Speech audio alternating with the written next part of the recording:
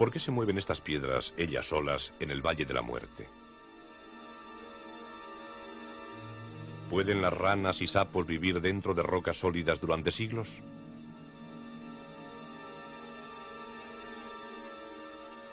Desaparecido hace 40.000 años, ¿vive actualmente el hombre de Neandertal en las montañas de Mongolia? ¿Contiene este bloque de hielo un superviviente de esa especie? Este hombre colaboró en la fabricación de la primera bomba atómica. ¿Ha descubierto el secreto del fenómeno conocido desde la antigüedad de las bolas luminosas? Hemos hecho un viaje por toda la Tierra y aún más allá, a partir de esta gran roca de Sigiriya en Sri Lanka. Hasta Stonehenge, en Inglaterra, y el amanecer en el solsticio de verano. Hasta Atacama, en Chile, y su gigante desconocido. Hasta Irlanda y el amanecer del solsticio de invierno en las más viejas construcciones de la Tierra. Estas han sido las maravillas del mundo misterioso. En las nieves del Himalaya hemos seguido las huellas de sus habitantes imaginarios.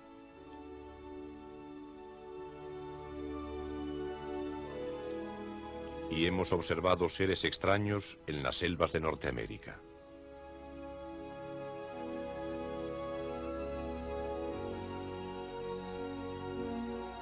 En Costa Rica continúa sin descifrarse el enigma de sus piedras gigantes. En Múnich, la batería de Bagdad sigue siendo un misterio indescifrable. Estos han sido algunos de los enigmas sacados de los archivos de Arthur Clarke, autor de 2001 Odisea del Espacio e inventor del satélite de telecomunicaciones. En su retiro de Sri Lanka, después de una vida dedicada a la ciencia, al espacio y a escribir, reflexiona sobre los misterios de este y otros mundos. En esta serie hemos explotado un amplio espectro de enigmas. Algunos divertidos, otros triviales. Unos son misterios totales, otros pueden resolverse. Pero todos forman una rica variedad de significación. Algunos, aunque nos fascinan, no tienen mucha importancia. Otros, si los descifráramos, cambiarían nuestra comprensión del universo. Misterios del mundo, por Arthur C. Clarke.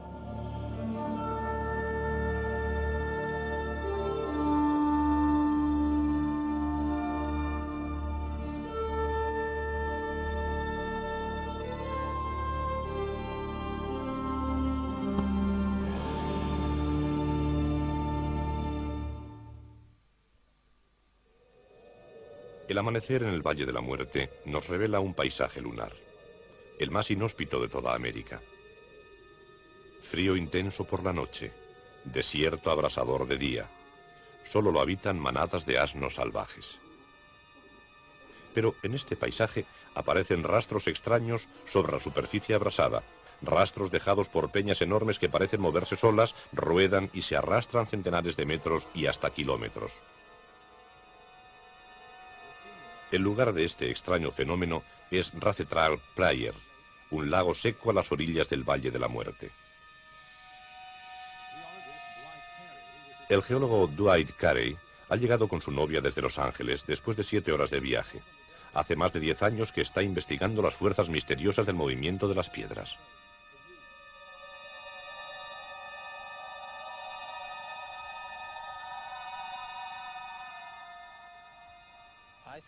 Pienso que es indudable que las piedras se mueven en un movimiento aparentemente ascendente de 70 y 90 metros. Estamos hablando de piedras que pueden tener desde el tamaño del dedo meñique hasta otras de 600 o 700 toneladas. Nadie ha visto moverse las piedras, pero Carey descarta cualquier tipo de broma. Nadie podría mover piedras de 250 kilos de peso sin dejar huellas. También descarta las teorías que atribuyen el movimiento a vibraciones ocultas o fuerzas magnéticas. Cada nuevo movimiento es cuidadosamente controlado.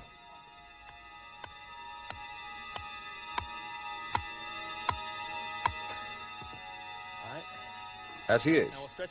Estira bien el metro. Mide 24 metros y 5 centímetros. Carey marca cada piedra con una estaca para controlar la distancia que se mueve. Pinta señales en las distintas caras de la piedra. Hasta acorrala con estacas un grupo de piedras para ver si se mueven a la vez. Ha tardado 7 años en formular una teoría.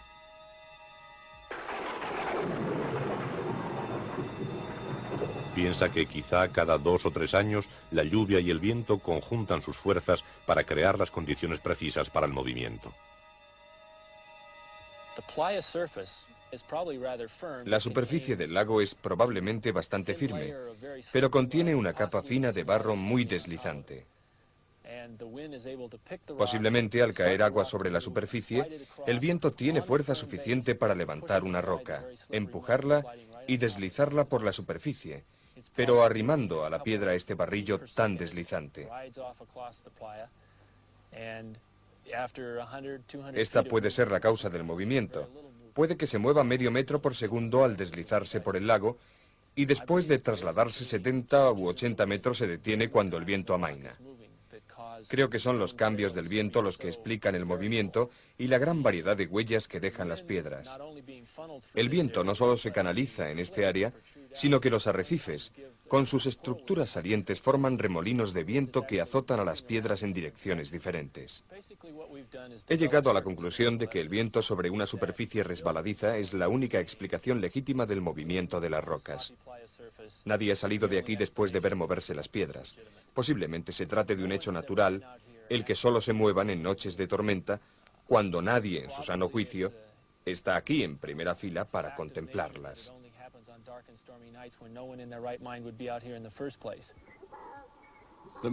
El movimiento de las piedras en el Valle de la Muerte es sorprendente, pero estoy seguro de que el Dr. Carey resolverá este misterio menor. Hay otros misterios a los que me gustaría encontrar solución. Tengo la corazonada de que uno de los más importantes es el enigma de las bolas luminosas.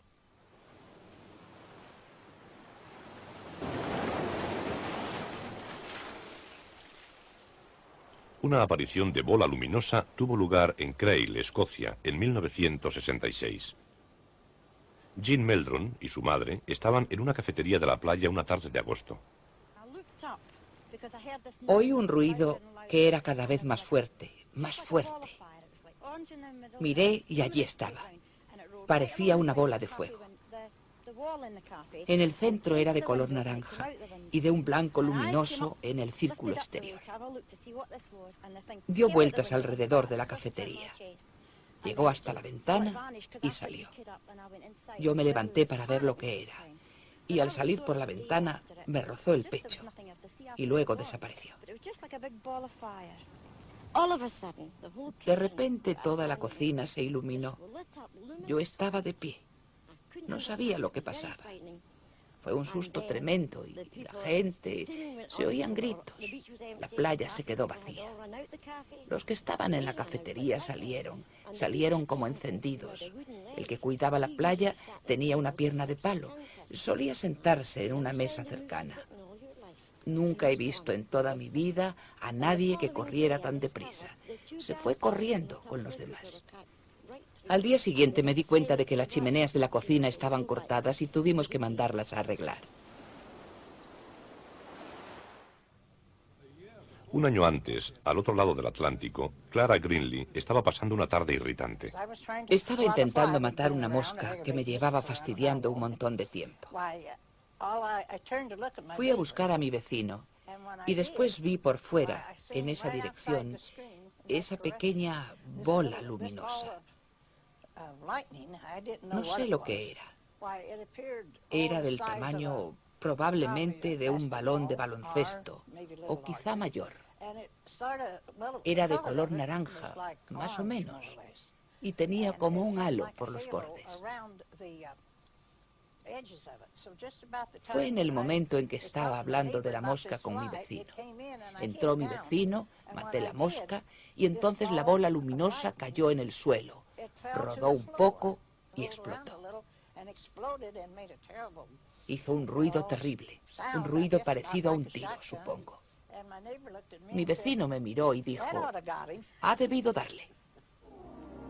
Una bola luminosa aterrorizó a unos campesinos y mató a un cerdo en Calignac, Francia, en 1845. Diane de Poitiers fue alcanzada por una en su noche de bodas en 1557. En San Petersburgo, una bola mató al profesor Richmond. Y en Gurt-de-Loup, Francia, en 1901, una bola luminosa interrumpió un banquete. En 1868, un vienés pintó una bola que había visto. En la Universidad de Edimburgo, una penetró por una ventana en el departamento de meteorología y en Castleford, Yorkshire, sacaron una fotografía de una bola durante una tormenta a las 2 de la mañana. En Los Álamos, donde se desarrolló la bomba atómica, James Tuck encontró algunas pistas dramáticas sobre el misterio de las bolas luminosas. El profesor Tuck reunió todas las características de una bola luminosa por los informes de los testigos. Una característica es que flota en el aire. Esta bola, por término medio, tiene un diámetro de unos 33 centímetros. Hay gente que ha visto bolas de 1 metro de diámetro y otros que han visto bolas como una nuez. No es muy brillante. Tiene la luz de una bombilla de 100 vatios. Por la noche sí es brillante, pero de día no es nada especial. Dicen que hace un pitido como un zumbido y dura en total por término medio unos 5 segundos. Lo que impulsó a Tuck a hacer un experimento fue la historia que le contaron en el servicio de submarinos de la Marina de los Estados Unidos. Los soldados le dijeron que cuando maniobraban las pesadas palancas de las baterías, a veces se producían bolas de fuego que con frecuencia les quemaban las piernas. En Los Álamos, Tuck convenció a unos compañeros para que le ayudaran a fabricar una bola luminosa.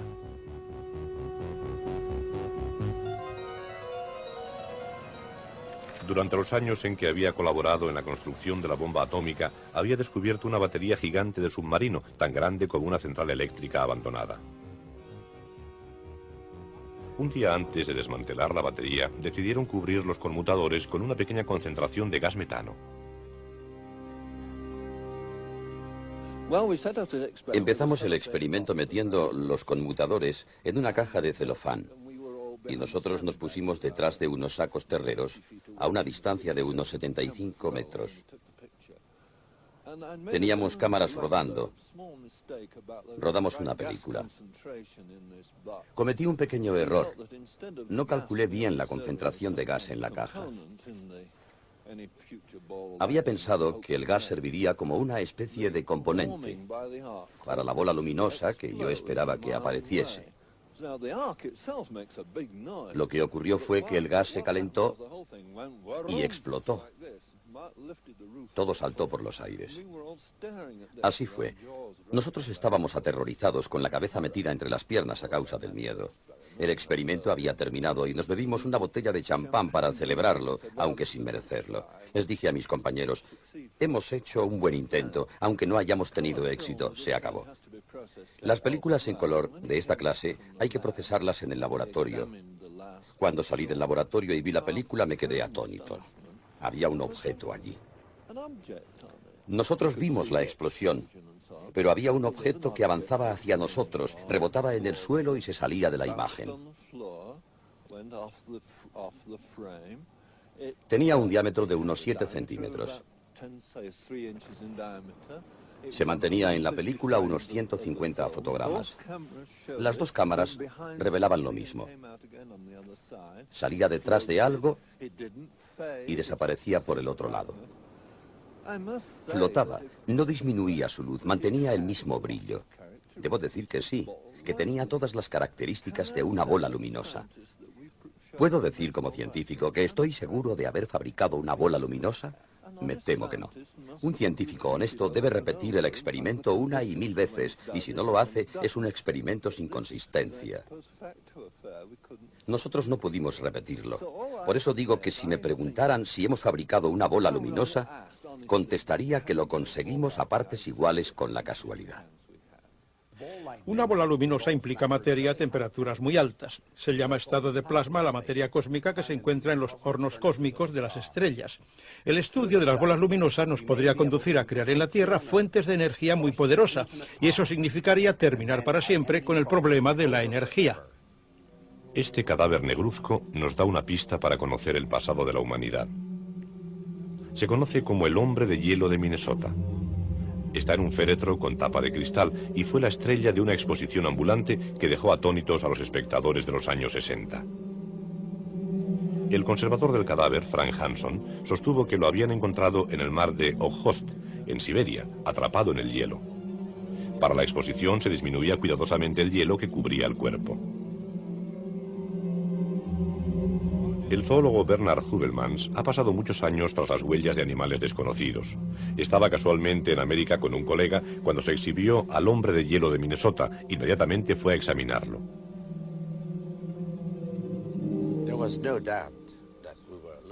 No hay duda de que estamos ante una especie de hombre extrañamente peludo. Me han sorprendido algunas cosas. Manos y pies enormes. Y sobre todo, los rasgos de la cara. No se parece nada a ningún hombre.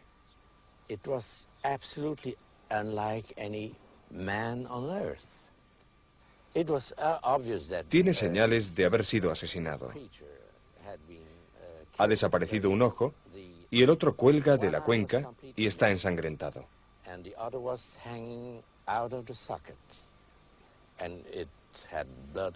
Por eso pensamos que le dispararon en un ojo y la bala hizo saltar el otro. Al principio, Hubelmans pensó en una falsificación, pero ahora cree que el hombre de hielo es genuino. Al primer vistazo, uno piensa que es una broma. Un maniquí disfrazado, de goma o de lo que se quiera. Como dicen los periodistas cuando se encuentran algo como esto. Examinamos el cuerpo durante 3 días con gran atención. Después del examen, descartamos todo eso. No tengo ninguna duda de que he estado examinando a un hombre del Neandertal. Un Neandertal superviviente. La opinión de Hubelmans ocupó las primeras páginas de los periódicos. El cadáver conservado en hielo era un hombre del Neandertal, el pariente más cercano al hombre en la evolución de las especies y cuya desaparición se calculaba en unos 40.000 años. Tras el furor desencadenado, el hombre del hielo se esfumó y muchos científicos afirmaron que Hubelmans se había equivocado.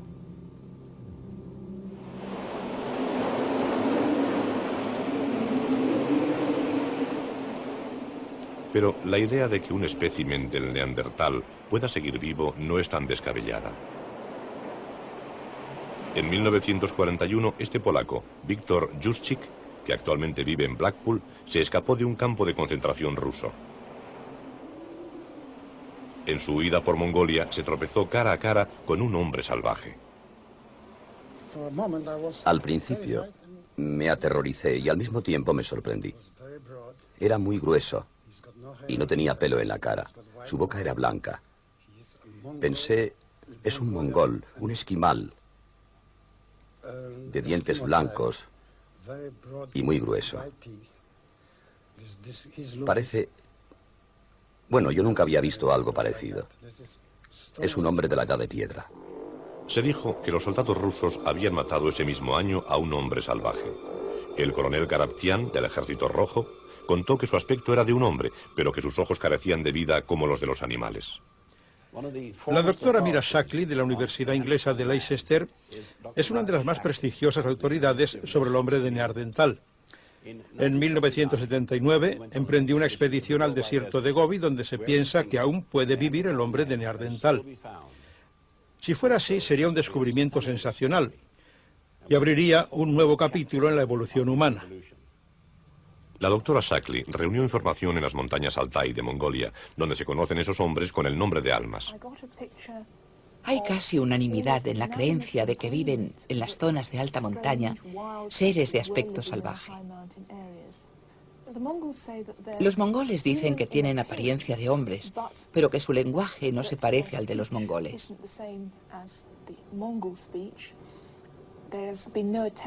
No ha habido ningún intento de comunicación directa, aunque esos extraños hombres comercian colocando en el suelo montones de pieles. Luego se retiran y vuelven al poco tiempo para recoger lo que han dejado a cambio.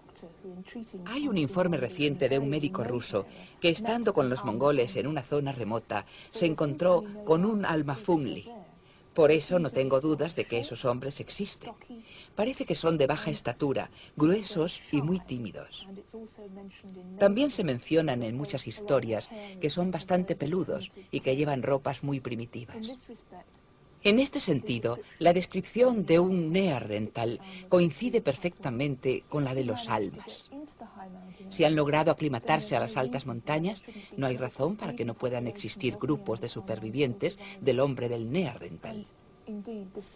Esta hipótesis parece más probable que la contraria, que afirma que una especie de hombre desarrollada con éxito debería extinguirse sin ninguna razón.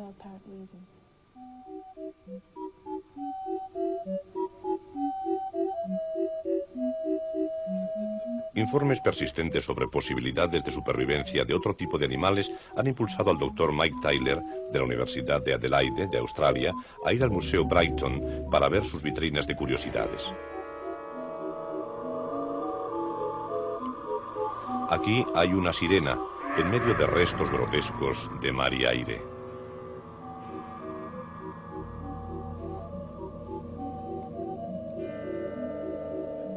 El más raro de todos, esta roca, encontrada en 1883. Dentro, en una cavidad secreta, un sapo adulto momificado. El ejemplar fue descubierto por un hombre que trabajaba en las carreteras. Se llamaba Mr. Nye. Él recogió la piedra. A mí me parece que pesa bastante, pero a él le pareció que pesaba menos de lo normal y la partió. Encontró dentro este extraño sapo muerto.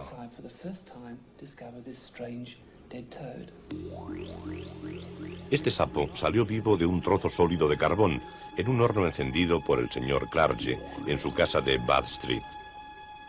Aunque no tenía boca ni recto, vivió 5 semanas más.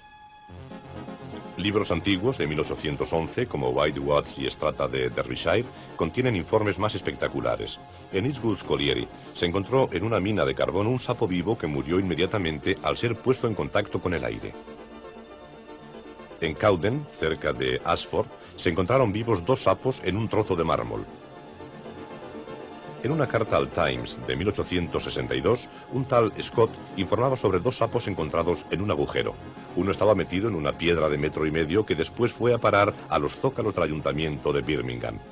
Un científico americano, en 1933, contaba la historia de una rana llamada la vieja Rip, por su descubridor Rip Van Winkle. Al parecer sobrevivió 34 años metida en el hormigón de una carretera en Schenectady, en Nueva York. Este ejemplar que tengo en mi mano me intriga mucho y desde luego es una rareza. Sin embargo, esta piedra particular tiene una apertura en un extremo. La apertura tiene un diámetro menor que el diámetro de mi dedo meñique. Se puede sospechar que el sapo penetró por este agujero en la fase en que era muy joven. Quizá encontrara insectos dentro. Hay pruebas de que los insectos se sienten atraídos por los sapos, quizá por su olor, un olor que nosotros detectamos también. Así que imaginemos la situación. Hay un sapo metido en una cavidad dentro de una piedra. Se harta de insectos hasta alcanzar un tamaño que le impide salir por el agujero de entrada. De hecho, este sapo es mucho mayor que la abertura por la que se coló. En 1825, el naturalista Dr. William Buckland enterró durante 1 año algunos sapos en cavidades de piedras selladas. Algunos sobrevivieron los primeros 12 meses, pero murieron en el segundo internamiento. En cuanto a los experimentos de Buckland, sabemos que hay animales que pueden vivir periodos cortos de tiempo. Incluso pueden vivir sin tomar alimentos 1 año o más. Pero estamos hablando de animales encerrados en rocas millones de años. No existe ninguna posibilidad de que un animal sobreviva sin alimento ni agua, y mucho menos de que sobreviva cientos de miles o millones de años. Esto es imposible. Así que para mí esas historias de rocas partidas, con cavidades pulidas dentro y de ranas entrando y saliendo, son un misterio absoluto. Algún día conoceremos la solución. Y aunque ustedes puedan resolver todos los enigmas que hemos planteado en esta serie, existen otros muchos en el lugar del que proceden, el universo, que no solo es más misterioso de lo que imaginamos, sino que es más misterioso de lo que podemos imaginar.